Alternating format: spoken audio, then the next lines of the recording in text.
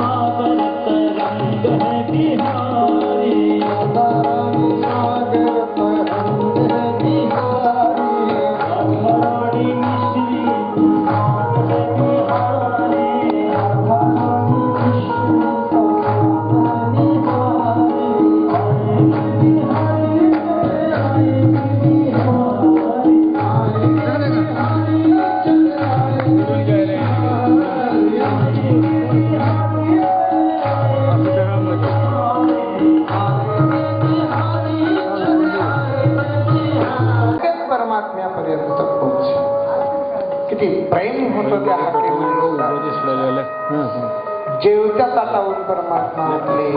रुक्मिणी मातेने विचार केला नक्की भगवंताच्या पुण्यातरी महान भक्तावरती विघ्न आलेला आहे.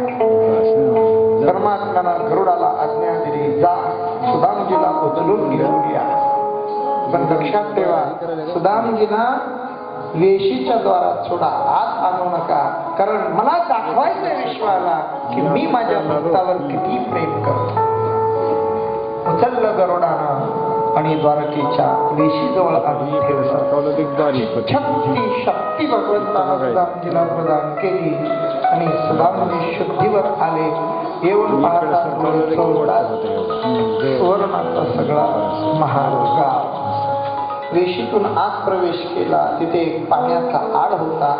लोक पाणी भरत होते. त्यांना विचारलं, अहो हे कोणतं नगर म्हणायचं? लोक हसू लागली. काका, विश्वाच्या पाठीवर एकच सुवर्णाची नगरी द्वारका नगरी. द्वारकापुरी म्हटल्याबरोबर सुदामजीनं त्या मातीत साष्टांग दंडवत घातला. माझ्या भगवंताचं नगर माती उचलली, कपाळाला दोन्ही दृष्टीनं महत्व होतं द्वारकेला.